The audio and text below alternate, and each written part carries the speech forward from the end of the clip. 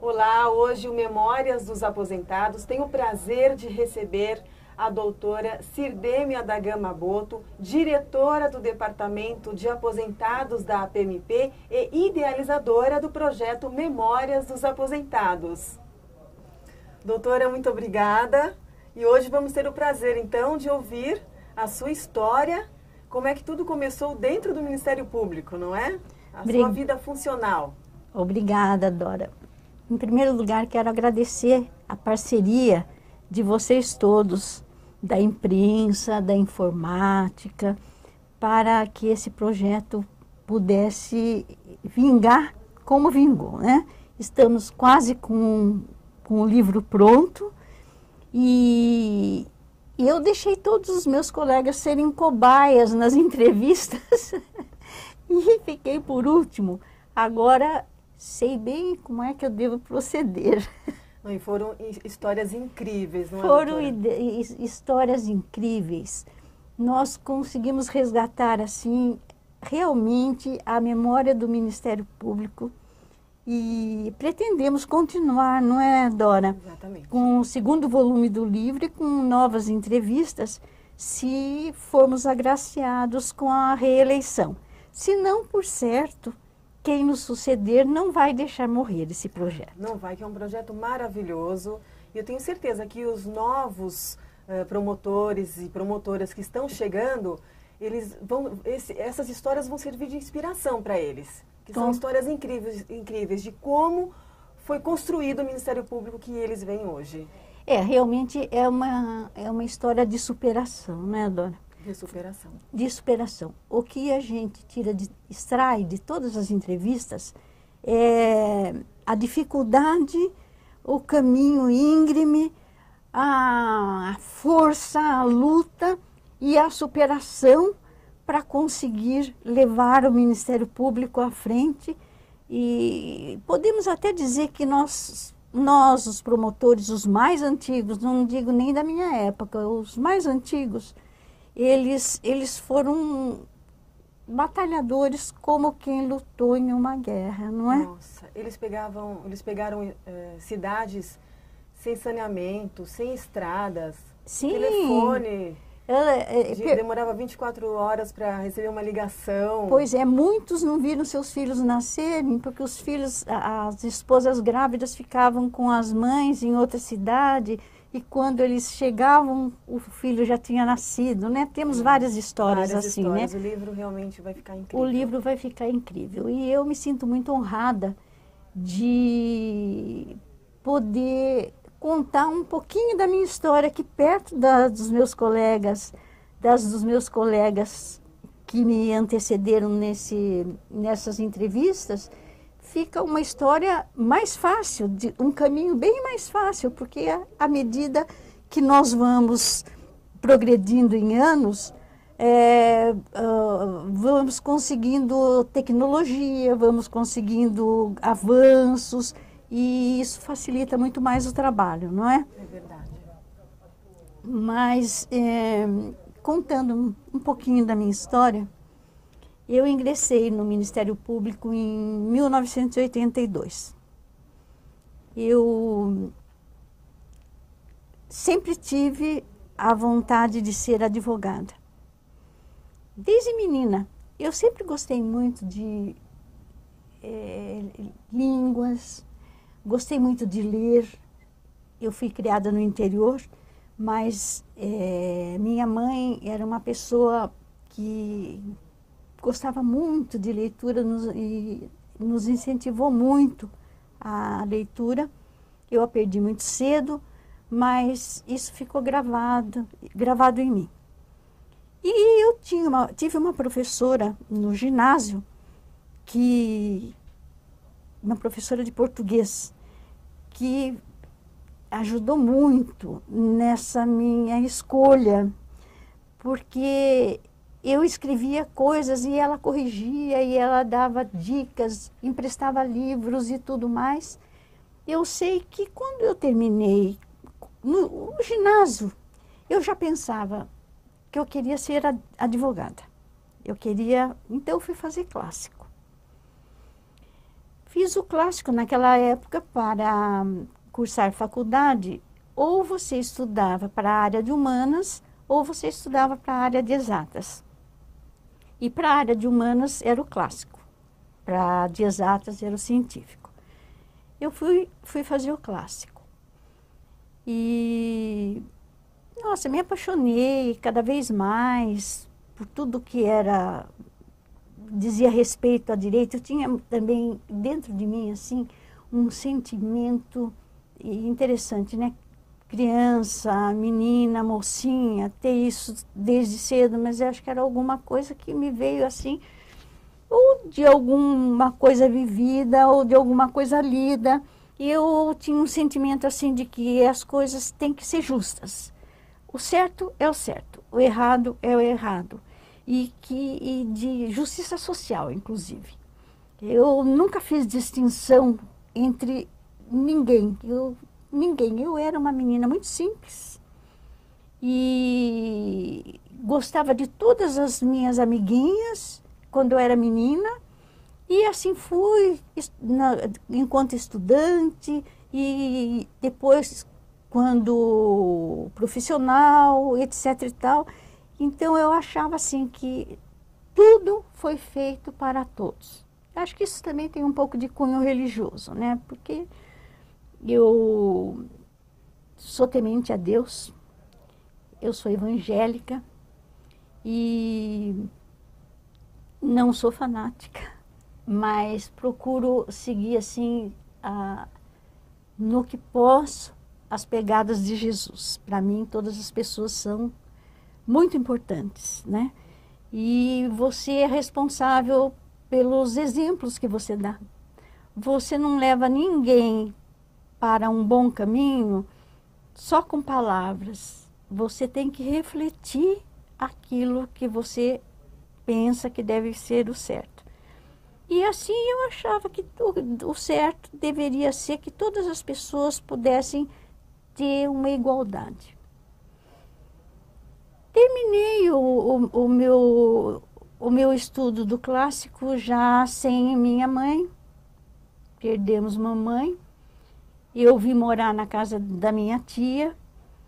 E no final do clássico havia uma opção de fazer uma adaptação para o curso normal. E o meu pai achou que eu deveria fazer essa adaptação para poder ter um diploma e poder trabalhar. Porque só com o clássico eu não tinha nenhuma credencial para trabalho. E eu sempre fui uma pessoa muito obediente, não discutia, antigamente era bem assim, né? Eu não discutia ordem e não discutia também conselhos, e eu achava que estava certo. Bem, eu terminei, eu me casei no ano seguinte e logo em seguida fiquei grávida do meu filho. Eu casei no dia 1º de dezembro e meu filho nasceu no dia 26 de setembro do ano seguinte. Eu era uma mocinha de 19 anos quando meu filho nasceu. Bom, aí eu era professora desde fevereiro. Durante toda a minha gravidez eu dava aula e tudo mais. E estudar numa faculdade para mim se tornou assim, impossível àquela altura, porque eu tinha casa, marido, filho e o meu emprego, né, que nós também precisávamos do salário de nós dois, meu e do meu marido. E na cidade onde eu morava, que era no interior, não tinha faculdade, eu teria que viajar para estudar. Então eu deixei de lado. Deixei de lado a minha faculdade. Não fiquei nem um pouco triste. Achava a minha vida muito boa, porque eu amava meu filho, amo meu filho de paixão, como amo minha filha de paixão. E assim foi. Eu era uma dona de casa e professora primária.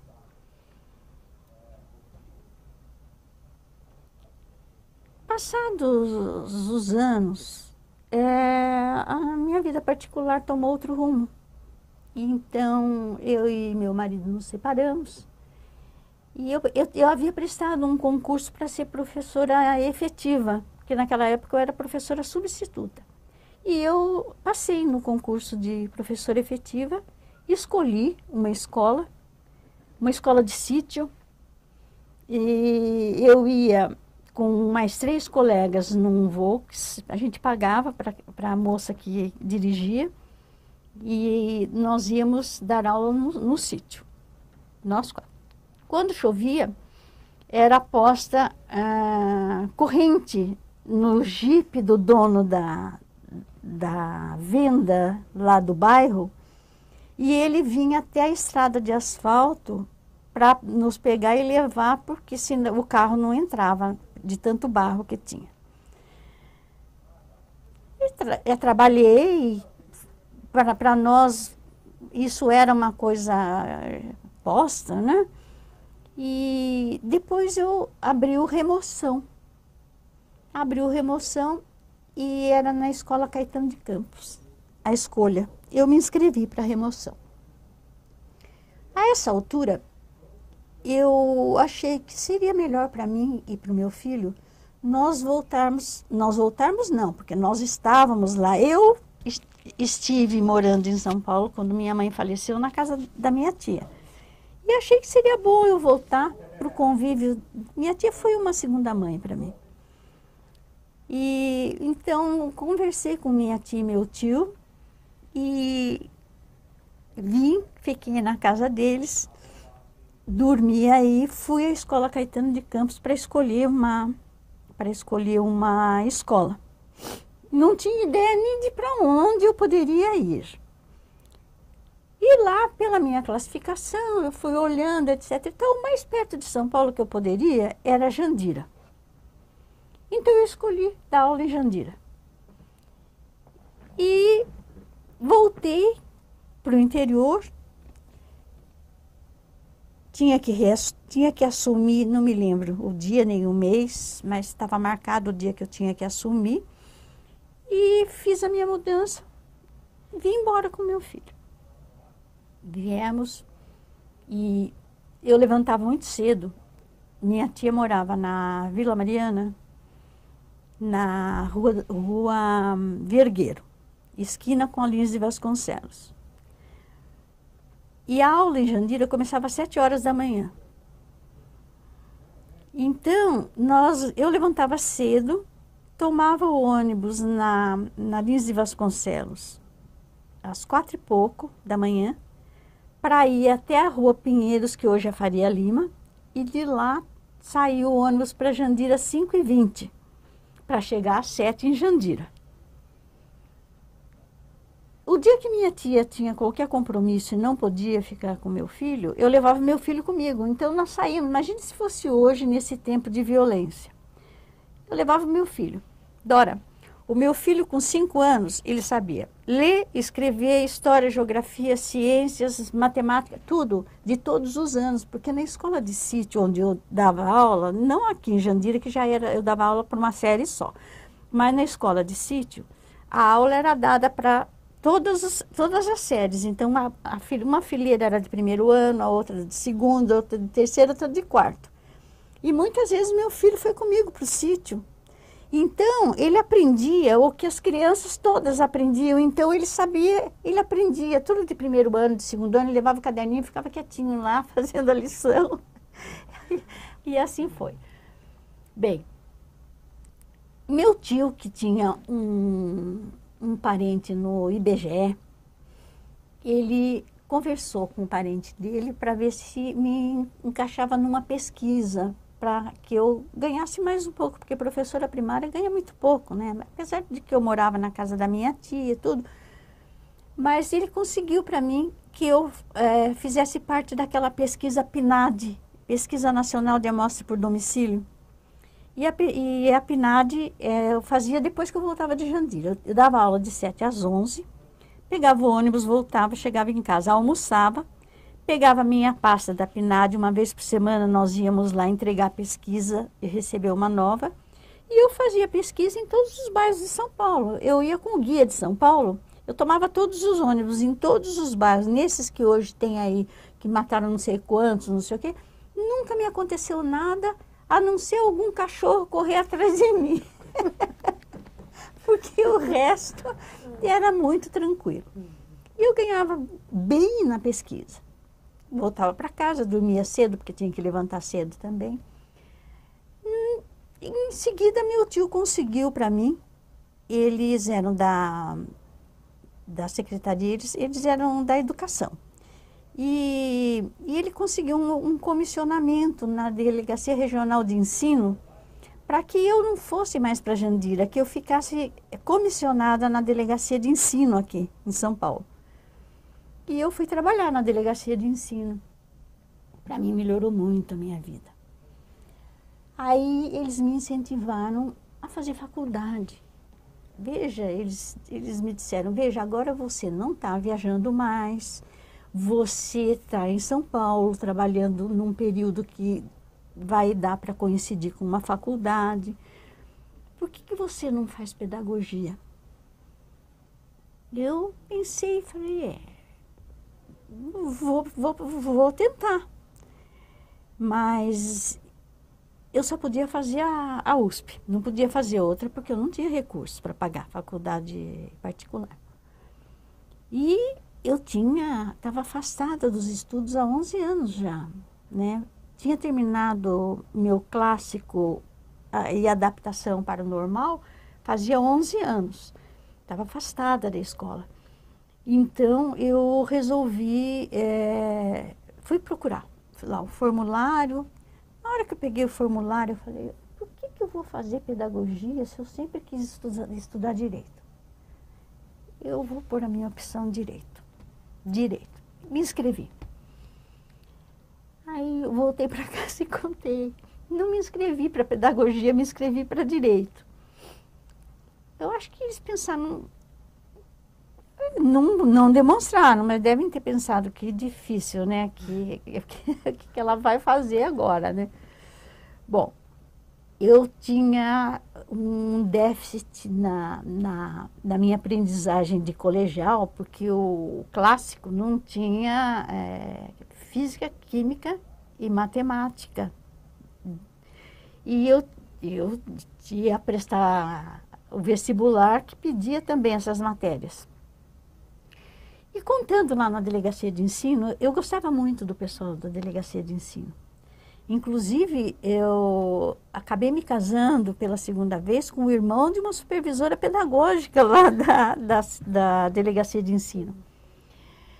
E elas gostavam de mim também.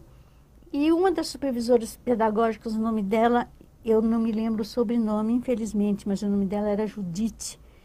Ela me disse, olha, eu vou tentar conseguir para você uma bolsa por uns 2 meses para você fazer um cursinho preparatório, né? Nos 2 últimos meses antes do vestibular.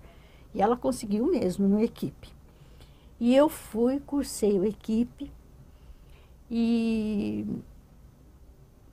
fui lá com a cara e a coragem e fui fazer o meu vestibular.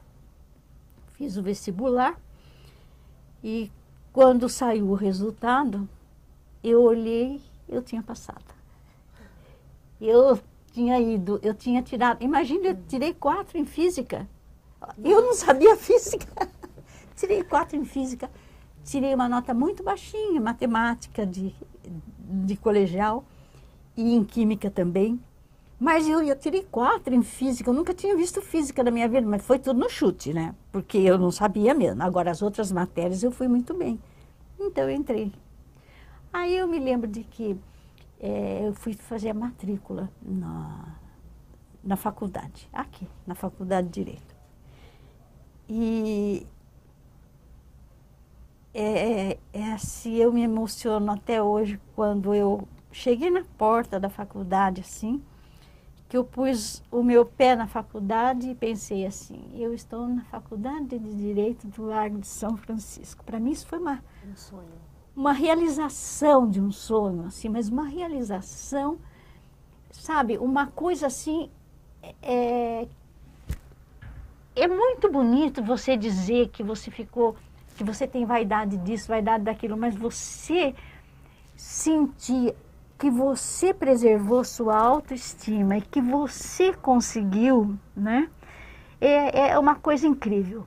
E eu entrei lá e prometi a mim mesma que eu ia fazer daquilo uma coisa muito grande para mim e para o meu filho. Eu ainda não estava casada a segunda vez. Bom, durante 5 anos de faculdade eu não faltei nem um dia. Nem um só dia. Eu lia tudo, estudava, trabalhava, né? Trabalhava e estudava. Todos os livros que eu lia e que os professores indicavam como mais um livro, mais um... além do livro adotado, um livro, uma leitura paralela e tudo, eu ia à biblioteca, eu tirava, eu lia, eu fichava, eu guardava, assim foi. Quando eu entrei no segundo ano da faculdade, eu me inscrevi para jurada do segundo tribunal do júri. Aí não tive dúvida, eu queria ser promotora. Eu via aquela coisa linda, ser promotora de júri para mim era, sabe, era uma coisa maravilhosa. Então eu pensei, eu vou ser promotora. Já no começo, eu entrei em 76. Em 77 eu já tinha resolvido que eu ia ser promotora. Continuei estudando e tudo mais. E no fim do ano, o professor de Direito Penal, ele fez um simulado de um júri para todos os alunos. Um era advogado, o outro era promotor, o outro era juiz, e ele avaliava o desempenho de cada um, né? E depois para conversar conosco. E eu fui ser promotora. Ele sorteou o caso, deu para a gente estudar e tudo mais, levei para casa. Aí todos nós apresentamos o nosso júri simulado ali, né? Não tudo num dia, mas chegou o meu dia, eu fui lá. Aí ele me chamou no canto, no final da aula, e falou para mim: o que é que você quer ser quando você terminar a faculdade? Eu falei: promotora. Ele falou: desista porque você não leva jeito. Aí eu pensei: por quê? Ele falou: porque você não leva jeito de promotora de júri. Porque promotor de júri tem que ser muito solto, falar muito, ser muito espontâneo. E você não é. E aí eu me lembrei, nesse momento, de que quando eu estava no primeiro ano do grupo escolar, a professora fez uma festinha do Dia das Mães e deu poesia para eu era representante da minha classe, uma poesia para eu decorar. Eu era pequenininha assim, sabe? Eu era a última da fila, sempre baixinha. E deu uma poesia para decorar que dizia assim: milhares de estrelas brilhando no céu, milhares de flores, de conchas no fundo do mar, milhares de flores, não sei o quê. Depois, a mãe, só uma no mundo. E todas as mães foram assistir a festinha do Dia das Mães, e todas as filas do grupo escolar formadas com suas professoras, o diretor na frente, tudo. Eu era tão pequenininha que ela me carregou e pôs em cima de um banco, assim, para eu ficar visível. E eu comecei assim: milhares, esqueci, milhares, e esqueci, milhares. E aí a criançada dava risada, a criançada ria. E daí a professora começou a soprar para eu terminar. E aquilo me marcou terrivelmente. Nunca mais eu tive... olha, só lembrei disso quando esse professor da faculdade me falou isso, porque eu acho que foi tão sofrido para mim que eu arquivei em algum lugar, que eu arquivei, deletei. Eu lembro que quando eu estava na escola, alguma pergunta que faziam, que às vezes eu sabia responder, Quando eu pensava em levantar a mão para falar alguma coisa, meu coração fazia acelerava e eu não tinha coragem de falar. Assim foi a minha vida a partir deste dia, desse incidente aí.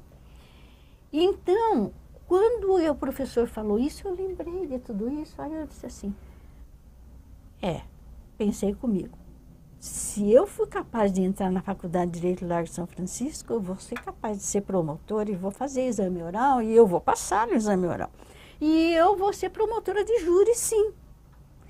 E, veja, hoje, qualquer coisinha você leva o seu filho no psicólogo, não você, eu estou dizendo, nós levamos, em geral, né? Todo mundo leva o filho no psicólogo porque teve um trauma de não sei o que, um trauma, naquele tempo ninguém pensou em trauma, ninguém pensou nada. Isso foi um trauma que eu carreguei na minha vida, né? Que me afetou lá adiante, no segundo ano da faculdade, né? Então, eu comecei a me conscientizar de que não havia falar na presença dos outros. Nenhum. Todo dia eu pensava alguma coisa assim, sabe? Aí eu comecei a fazer perguntas nas aulas, mesmo com o coração disparando, eu fazia pergunta. Eu